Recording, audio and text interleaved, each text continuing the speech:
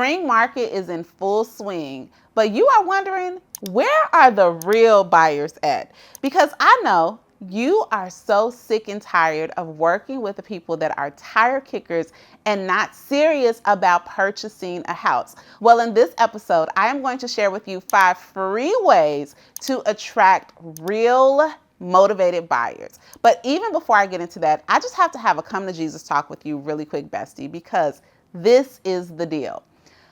A lot of us get into this business hoping, right, for instant success. And I will tell you that even the people that look like they're having instant success, this business overall is a long game. It is not a microwave. It is very much a crock pot.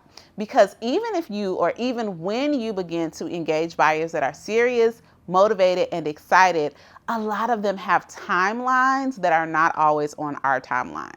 I actually got a call with a referral yesterday and he's ready to go, money in the bank, great credit, but his lease isn't up until about 4 months from now. And it just doesn't make sense for him to move ahead of that time. So while I wish that he would be ready to write a contract tomorrow, if I pushed him to that, then guess what? I might actually push him away. So though we're going to talk about ways to attract buyers now, I just want you to understand that there may be some time where you're going to have to nurture them. But what's important is that we get in front of them and get them in your pipeline right now. So let's talk about what's working.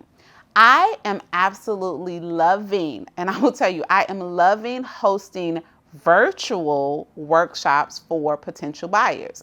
Now, I want you to have some strategy around when you are hosting these virtual workshops, and you get to have flexibility because unlike doing an in-person workshop where you have to, send out invites a long time ahead of time and you have to have a place and maybe have food, when you have a virtual workshop, you literally can get that thing together and you can put it on repeat as often as you want. Now, here's something that I would suggest. If you are networking with people, you're following up with them with your calls, let's just say you're marketing this on social media, you always want this virtual workshop to be within a few days because people's attention spans are really low. So I don't want you to sign up on March 1st for something that's not happening until April 15th. I want you to sign up for something on March 1st that's happening on March 3rd, on March 4th, to get the people who are really interested in buying now in that workshop as closely as possible. And what are you going to do during that virtual workshop? Well, my suggestion is you can go and have you can make it more like a condensed version of what your buyer consultation will be. You can invite a lender partner just to talk about what it looks like to get pre-qualified. You can simply do a Q&A, but the whole point is that you want to have an information session so that people who are really interested in buying in the near future can come to get the information that they need, and now they're going to be inside of your database. So again, I really, really recommend doing these virtual workshops. Now, I teach this more deeply as a strategy in our Accelerator coaching program, and guess what? With coaching students, I give them literally everything that I am doing in my business, and we are opening up our next coaching cohort in the next couple of weeks. So if this is something you're interested in, head on over to rosemarylewis.com/accelerator to get on the wait list because it will fill up fast, okay? And I want to make sure that if you want to go deeper on these strategies, you have the resources and you have me as a coach to help you do that. Now, let's talk about strategy number 2 to get buyers in your pipeline. I want you to get into the habit of touring homes that are ready now and highlighting them on your social media. So this is what that can look like.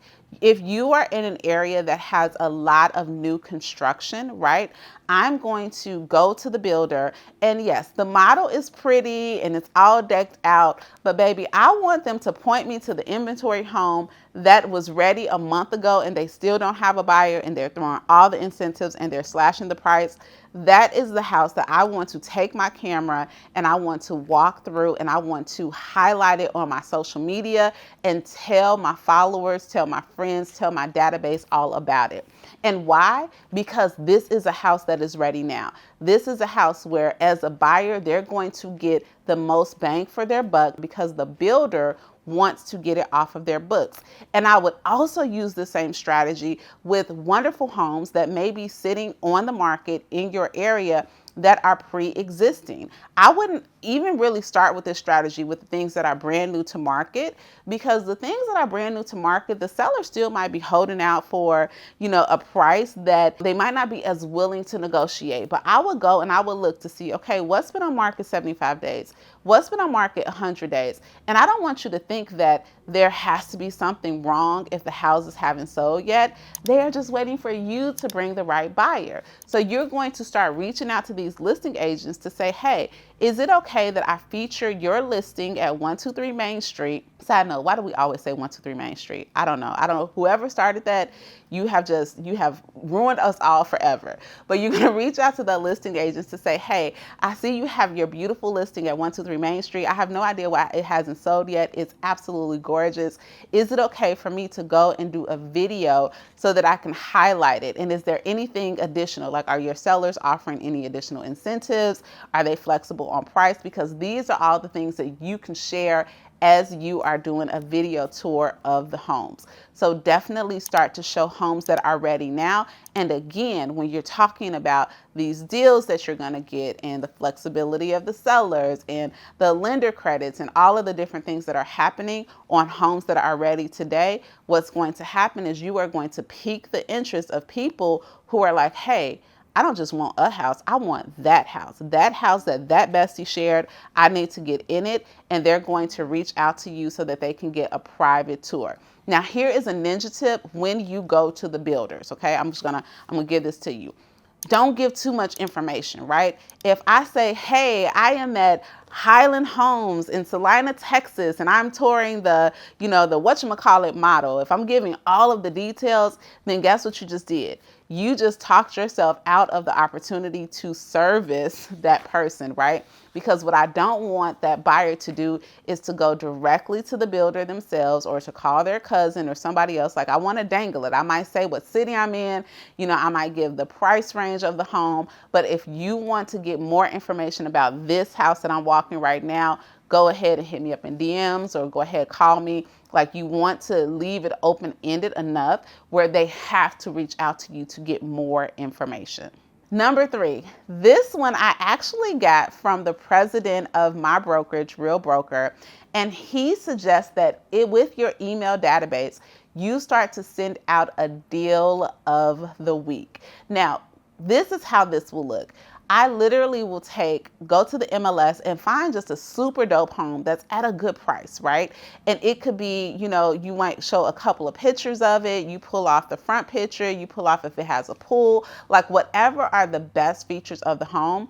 And you start sending out this deal of the week each week to your database. But again, we are going to be a little bit vague because I want them to reply back to me. So I might say, hey, this 4-bedroom stunner in Salina, Texas is less than $500,000. If you or anyone is interested, hit reply, okay, and we can definitely schedule a time to see it.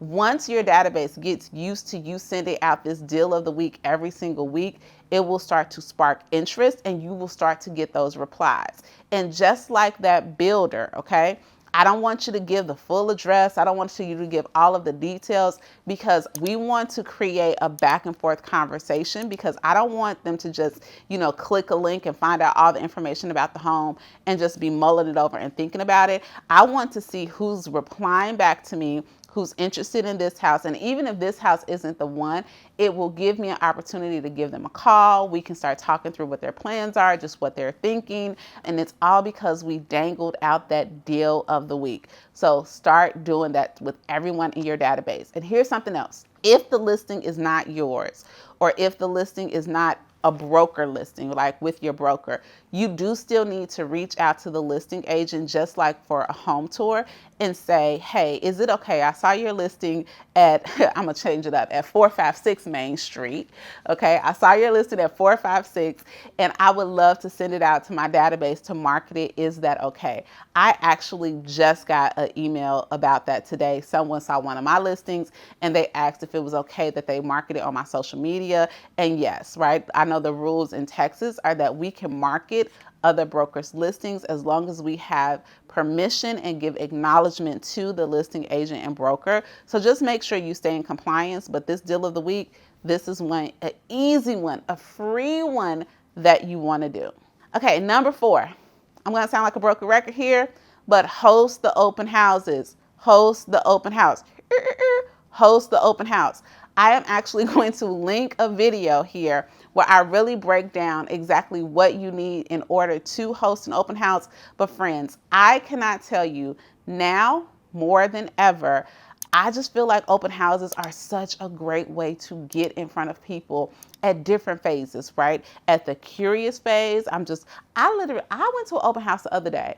And when I walked through that house, like me and my husband left that open house halfway thinking we were going to sell our house. And I'm not sure that we're not going to sell our house, right? That open house piqued our interest so much that if I was not in real estate, whomever was the host there, they would have had such an opportunity to be the first person to provide me value and literally nurture me until I'm ready to move on a house similar to the one that I saw at the open houses.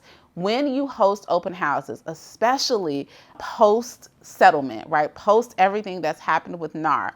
What is typically happening a lot of times right now is that because buyers need to be in some sort of written agreement with an agent in order to see a home, I'm seeing every single weekend that there are a lot of buyers who are starting their search at open houses because, quite frankly, their agent doesn't know how to articulate the changes and they're just not comfortable signing anything just to see a house. So when you are hosting open houses, not only do you have an opportunity to get in front of those buyers, right, which is what this whole episode is about, but the cherry on top is you get to be in front of the nosy neighbors who may end up being your future sellers as well. So definitely, like, I cannot talk about this enough, is that the open houses give you such a great opportunity not only to familiarize yourself with what's happening in the market, to talk to people in real time, to get comfortable with having real estate conversations. And it's just like you can market on social media. There are so many benefits to hosting open houses, and they will help you fill your buyer pipeline. So at least one per weekend, right? If you're a gangster and you're about that life, you will do 2 to 3 per weekend. I'm telling you, hosting open houses are a great way to go. And then here's number 5. I want you to start networking with your different lender partners, okay? Now, I will tell you that I spent a lot of time early in my career sending business to roofers, to lenders, to title companies, to insurance people before the light bulb went off to say, Rosemary, are you actually asking them like to be reciprocal and to send business your way too? And if you're not, or because I was missing out on an opportunity. So if you have lending partners, okay, a lot of times, like, we would love to think that every person is going to start their search with the real estate agent, but the reality is that you will have a lot of people who will start their search to figure out their purchasing power and will reach out to a lender. I know that it happens because I get people referred to me all the time. And when I ask them, have you already spoken with the lender to understand your purchasing power? Guess what?